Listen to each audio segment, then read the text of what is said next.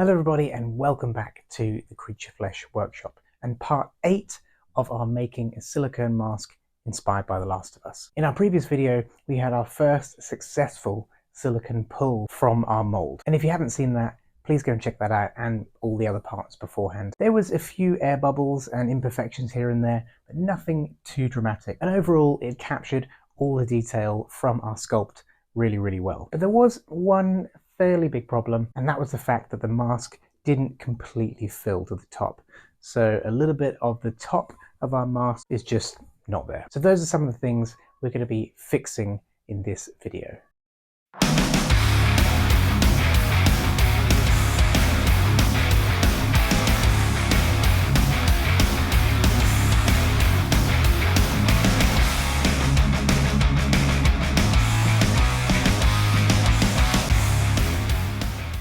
So, the glaring issue with this mask at the moment is the top, which is the missing piece of the mask, the bit that didn't fill up enough. So before I start any patching, that's the bit that I want to sort out first. So this is what I'm planning to do. Looking back at the photos and videos that I took just before demolding, when the mask was still half in the mold, I can see that there's actually not a great deal missing, and it's just the very high points of that fungus on the top of the head. So what I'm planning on doing is actually thickening some silica using this stuff, which is a thixotropic agent or a silicone thickener. What I'm then going to do is I'm going to brush that silicone into the mold, so straight into the points that we were missing, which is just these bits up here. I'm going to do that on both sides, so on this little bit here as well, and then I'm going to put the pieces together and allow it to cure. And what I should be left with is a little piece, the top missing piece of that mask, that I can just pull out and then essentially stick on the top of our mask. And now I think about it, that's probably how I'm going to do it the next time I take a pull from this mold. I would brush some thickened silicone into those very high points of the mask, and then I don't have to worry about them filling all the way up when we pour our silicone in. But we really only find these things out after the fact, which is kind of what these videos are really all about. So we need to thicken some silicone. So we need to mix up some of our EcoFlex silicone, which is exactly the same stuff that we use for our mask, but this time we're going to thicken it so we can brush it in rather than pour it. And that's the great thing about silicones, is they're incredibly versatile. You can pour them, you can brush them on. They have lots of different uses. Now we do need to match the color, or try our best to match the color of our base color on the mask, but luckily we've still got our leftover silicone from the original pour, and we're going to use that to try and match the color as close as we can. As always, got to give it a good stir before we use it.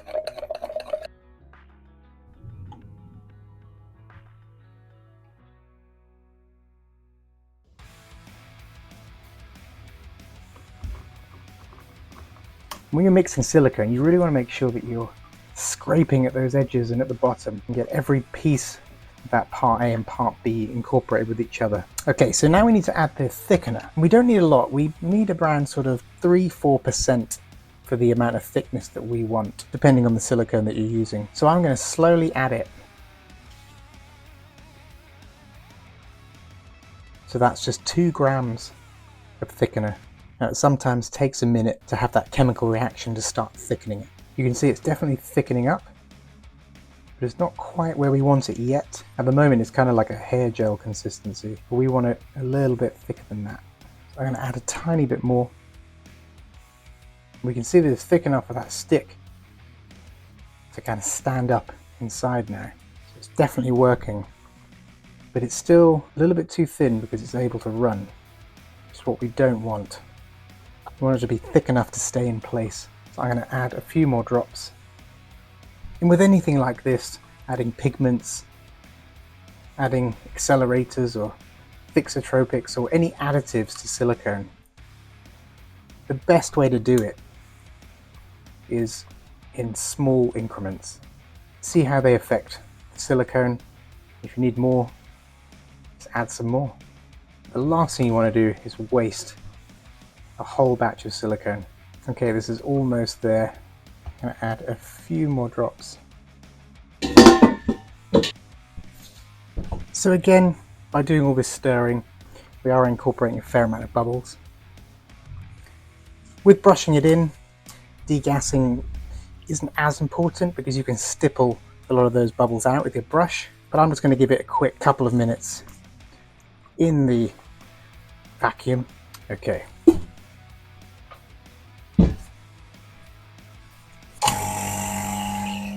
And because this is thicker, it is going to hold some of those bubbles a little bit more than if it was in its more kind of liquid form, but I just want to get some of those bubbles out in the chamber.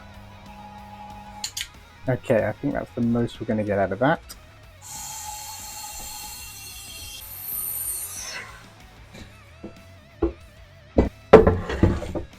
Okay, so now we're going to brush our silicone into these points. Now, it's really only the very top that I actually need. So I'm going to go in with a little print coat of silicone. Just going to stipple that in to make sure that we get all of those little details. And it's really these highest points that weren't quite captured when our mask didn't fill up correctly.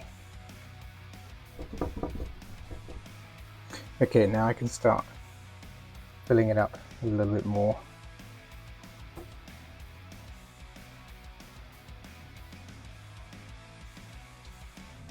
Okay, now I'm going to put a little bit in the other side.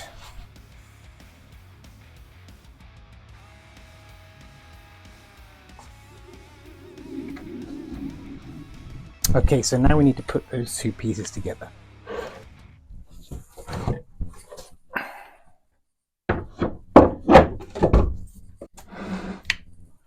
I'm just going to bolt the top half.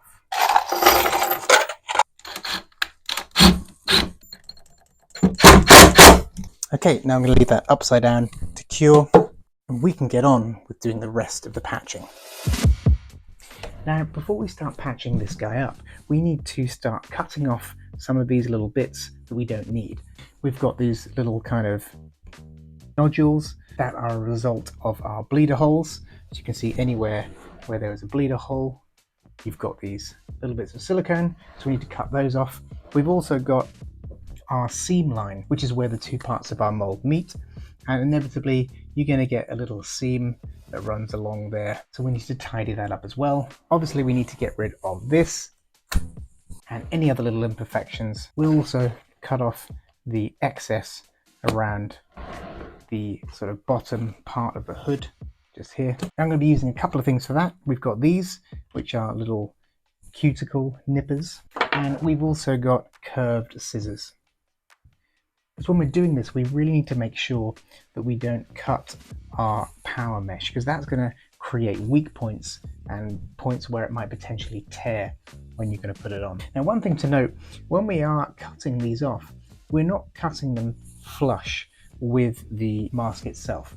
We actually want to cut in and make almost like a little divot. And the reason for doing this is because if we were to cut it flush, when we try to patch over that with some brush on silicone, we're going to be left with little bumps everywhere. So along this seam line, you would have this kind of bump that goes over, and essentially you're not really covering it up. So instead, we're going to dig a very shallow trench that allows us to paint over the silicone, and the silicone is going to go into that and make a nice flat surface. So with these, we're just going to pull it out. I'm going to press in a little bit. I'm going to nip that off. And now we've got this nice little divot that we can then fill with our silicone. And we'll do the same around the edge here with our curved scissors. Again, being very careful not to cut too deep and into that power mesh hood. And then we'll end up with a nice little trench like this. So now we just need to do that everywhere else.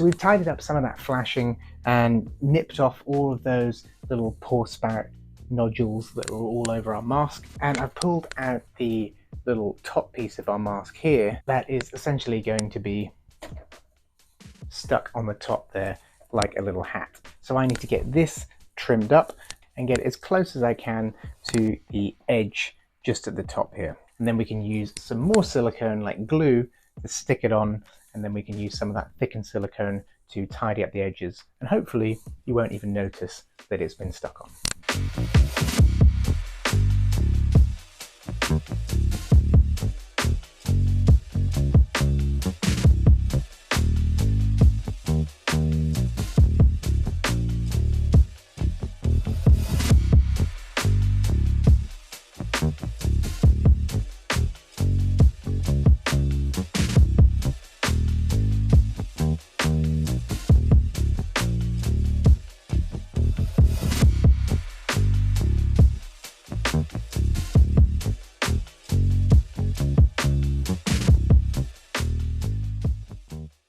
So I've matched this up as best I can, and this is going to give me a good foundation to build off. And the good thing is that I don't need to build all of this up and sculpt it with silicone, which would take a long time, be fairly difficult. Now all I need to do is stick it on and then tidy up those edges, patch it in the same way that we're going to patch the seam. Now obviously my calculation of the clay versus the silicone ratios were off because we didn't have enough silicone. And after weighing this, the top piece that we had missing was about 57 grams. So it wasn't far off, and I'll at least know for next time exactly how much silicone that I need. And it's probably worth revisiting that calculation. So now I need to mix up some silicone, pigment it, thicken it, and we can get this stuck on.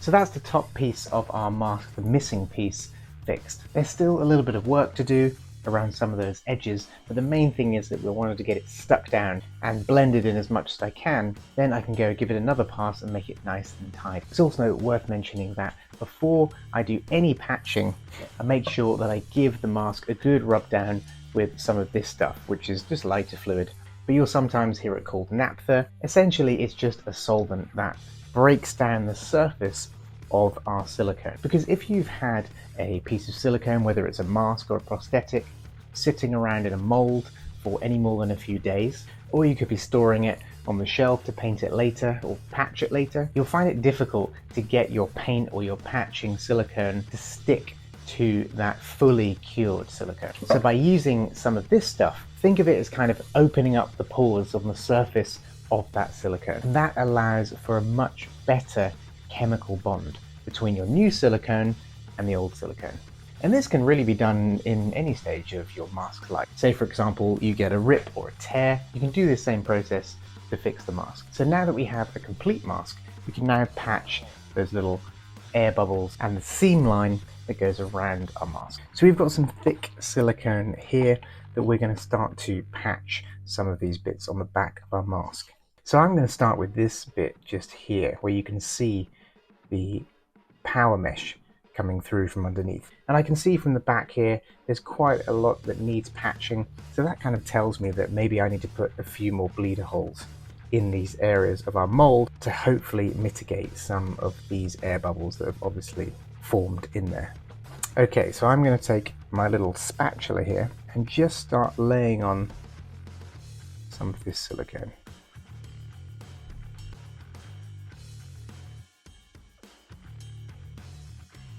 I want to make sure that I'm getting rid of any obvious air bubbles just by popping them with this spatula.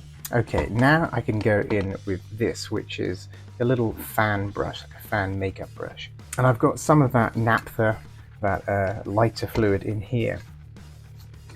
And what I'm going to do is I'm going to dunk our brush in it, and then on the edges of where I'm patching, I'm just going to pull away some of that silicone.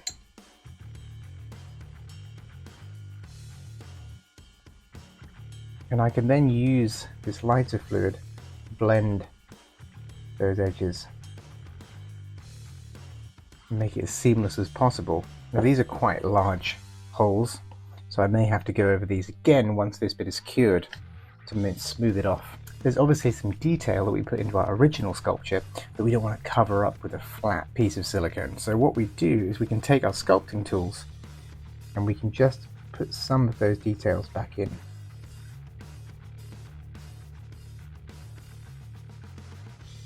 Now it's also worth bearing in mind that the areas that we're patching are going to have a shinier look, so they're quite obvious against the kind of matte finish of the silicone that's just come out of the mold. But when we seal it and we paint it, it's all going to look much more uniform.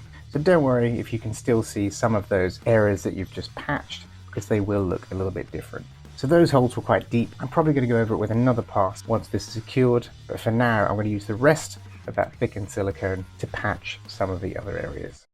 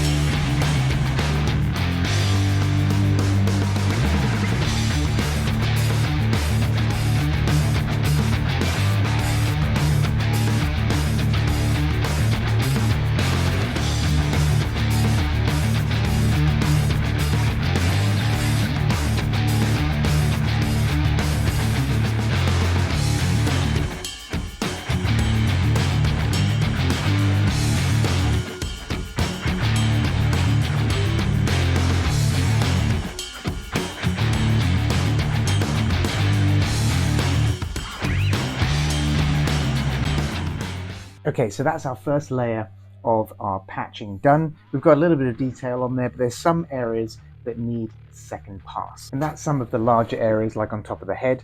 It's not really smooth enough, and you can still see some of the areas underneath the kind of edges and stuff where we cut out that old silicone. So we want to make sure that it's as barely noticeable as possible. So now I'm going to mix up a slightly thicker consistency of silicone. And to do that, I'm going to use polyfibers. So it's the same thing we used when we thickened some of our resin to make the mold. And you do want to make sure that using something like this, if you're using any sort of polyfiber, because they are incredibly tiny cilia that can get airborne and you just don't want to breathe that stuff in. So let's mix up our second batch.